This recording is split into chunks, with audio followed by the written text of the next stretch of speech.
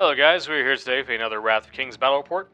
Today we're playing an intro level game with Shael versus Teknes. Alright guys, this is Michael. I'll be playing Shael today, and I've decided to go with a very minimalistic force. I'm playing nothing but Wrath and the War Child. I also have the Red Willow Specialist here, so I'm playing the smallest size army I possibly can. A lot of pain here though. Landon is playing Technis. He has taken a mixture of the Union workers and the Adani, led by a Union boss as well as an Adani brood mastermind. And for his specialist, he has decided to take the Cage.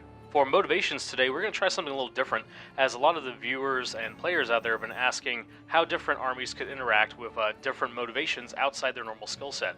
So with this one, we've actually decided to just pick motivation specifically from the duty tree. Now this isn't a problem for me playing Shael, as that's one of my baseline groups anyway. And for this one I've chosen Call to Glory, which is during deployment I place markers on each of my leaders equal to their rank, i.e. the War Child gets 2 markers. Each time he kills a enemy infantry, he gets to make a will check 1. On a success, my opponent loses 2 morale, and then one of my markers is removed. This is automatic if he kills a leader or specialist, so my basic strategy is to just get him up into combat as quickly as I can. Landon is playing Teknes, so he usually has access to greed and treachery. But again, for today, we're going to let him choose escort civilians. This is going to get pretty nasty, as he's got some means of just darting these guys across the field. So this is one of the things you'll get to see throughout the game of why we chose the balancing factors the way we did into who gets what motivation trees. But anyway, escort civilians says after deployment, but before the first turn, place a number of objectives in contact with friendly models equal to the total ranks of leaders in your army, aka 2. They're 30mm bases. Once the model that they're linked to moves, they're placed in contact with that after they move, and he basically has to get them to my deployment zone. At the end of the round, if they're uncontested there, I will lose 2 morale, and then it'll be removed. For Landon's army, we have designated these objective markers, Twilight Knight and Iron Eyes. Alright, after configuring up starting morale, I will be starting with 4, and Landon has 6. First turn, Landon wins initiative, and he's going to move his piggies up to take this bridge, creating a choke point.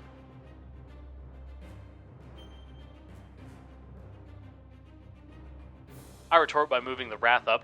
I'm going to clear out these pigs if I'm going to have a way to get through the rest of his army. Landon continues to activate his Union workers, going all 300 on this bridge. I follow suit with my Wrath, making sure everyone is in command range.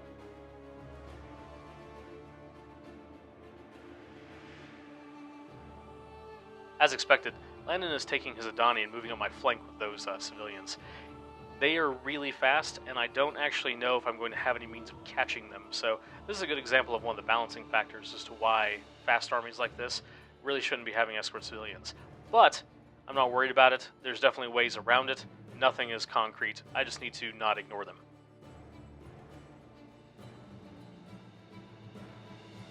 It's the end of round 1. We've seen no morale loss, so the score is still currently 6-4. Initiative is rolled for round 2, and I scored 9 due to my +2. As I mentioned before, this bridge is a major choke point, but I'm going to have to kill these pigs anyway, so we might as well get to it. I'm going to cram as many Wrath in there as I can and start pulling them all closer with my crescent hook. Luckily, due to the War Child's Inspire, I have range on any that I need to kill. First attack, 2 dice on the Union worker. No hits. Great opening. Hopefully we will not continue this trend.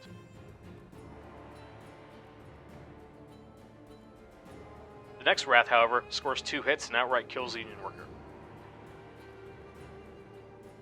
The next one activates and scores 3 hits, equaling another dead piggy. If I can keep this up, then we'll be doing great. After the hits, I decide to wrangle more pigs into base to base. Wrath like having multiple enemies in contact. The issue is that Technis also enjoys ganging up, so this is going to be a really tricky fight. Deciding to get some revenge, Landon decides to go all in, using his whip into frenzy ability to put a wound on all of his Union workers.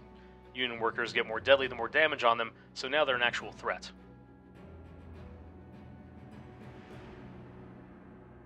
The first attack lands 1 hit, wounding one of my Wrath. Next, the frenzied Union worker lands 2 hits and kills my Wrath outright. And with the last attack, kills another one of the Wrath. I have a lot fewer units than he does, so every one of my losses is really hurting me. I can't keep up like that. After their deadly assault, the Union workers continue to push forth into my ranks.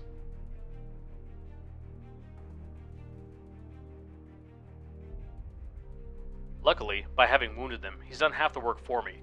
I advance up the rest of my Wrath, including the War Child, and take them down.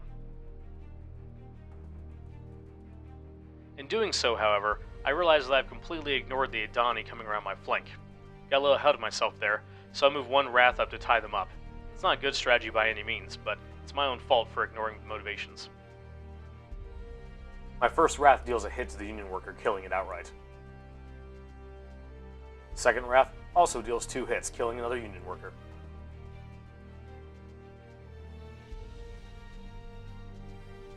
The War Child now uses his Devastation ability to roll 4 dice, easily killing another pig.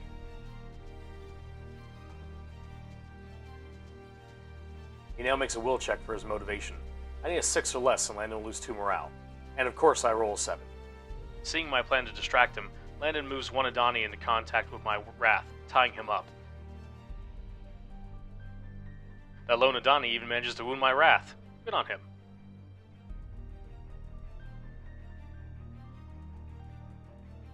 The others form a horrifying yet adorable conga line as they move past him, escorting Iron Eyes and Twilight Knight closer to my deployment zone.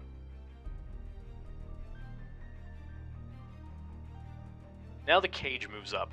Due to the train there, he has to spend all of his movement sprinting into contact with my Wrath. It's fine though, he's deadlier on the counterattack anyway. End of turn, Landon is down in morale due to all the bacon we made, bringing the scores from 5 to 4. We roll initiative, Landon wins. The Adani now move up, both of them managing to get into my deployment zone. If I don't do something immediately, I will lose the game at the end of this round. It's my fault for not intercepting and getting caught up in killing a bunch of pigs. They were a distraction, and I fell right for it. I should have been focusing on his motivations and killing those Adani. The single Adani tying up my one Wrath makes an attack roll and misses. My Wrath are now going to go and attempt to put some hurt on the cage. I do manage to wound it, and it misses its counterattack. One of them is going to disengage while the other will keep it tied up. If I can just keep it in place there, it's one less threat I've got to worry about. My Wrath now rolls 2 dice, and successfully kills another pig. I now have to fall back with the majority of my forces. I need to catch up to those Adani. Okay, this would be a clutch play, and I need it to succeed to avoid losing. The War Child moves back and uses his Force of Will ability, hoping to reel those Adani back toward me. I roll and get 2 successes, forcing one of the Adani and the Mastermind back.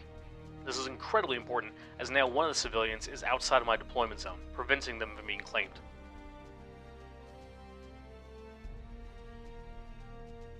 Landon activates the cage and wounds my Wrath. He's not dead though, and as long as he's keeping him tied up, he's doing his job.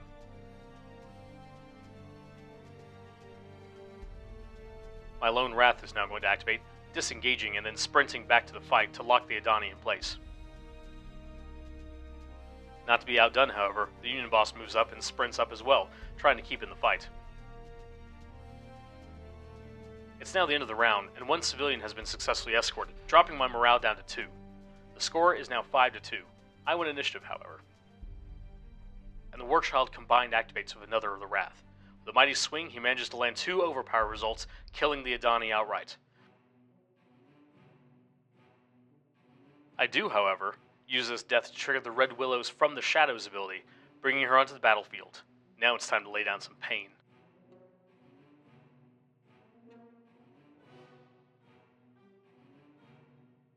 I now roll to see if the War Child can trigger my objective, and, of course, he fails again. Landon knows the threat when he sees it, though, and immediately gangs up on the Red Willow with both his Brood Warrior and his Mastermind. Unfortunately for me, using his Precision ability, Landon changes the 2 result to a 1, meaning he has triggered 2 instances of backstab from the Adani Mastermind, meaning the Red Willow outright loses 2 HP, killing her before she even gets to do anything. I suppose she was a good distraction, though. I now activate Lone Wrath, moving to join the fight and leaving the other to handle the cage. He's gonna die.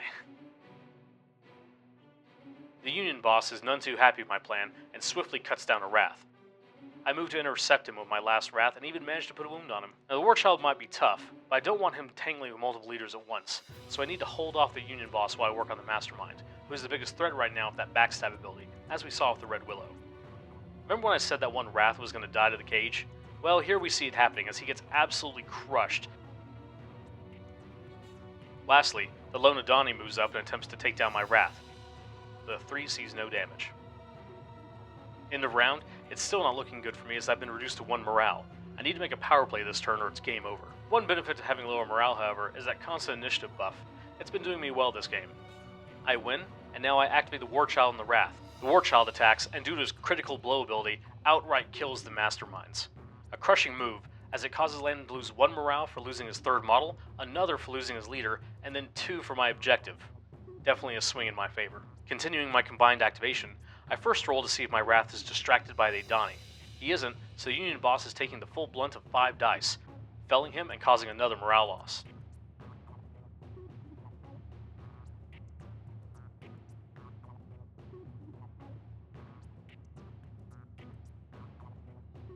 The cage is still coming though, but far too late to be any help.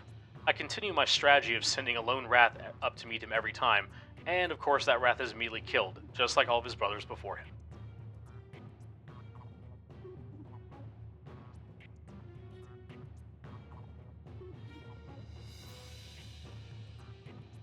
The lone Adani carries on the fight, however, and manages to kill my last Wrath. The score is now 0 morale Shael, but -1 Teknes. Shael might be reeling from losing so many brave fighters, but Technis is fleeing in might of the mighty War Child. Game set, Shael wins. So this was just an example of various armies using motivations outside their standard skill set. As you see, this could have been very bad because the raw speed of the Adani really makes that escort civilian just a pain to deal with. This is in part why we chose the motivations for the various factions we did, and I hope this gives you a further insight as to exactly why things are as they are. Feel free to try it out yourself though, and let us know exactly what you think. Until next time, from everyone at Coolman you're not, take care.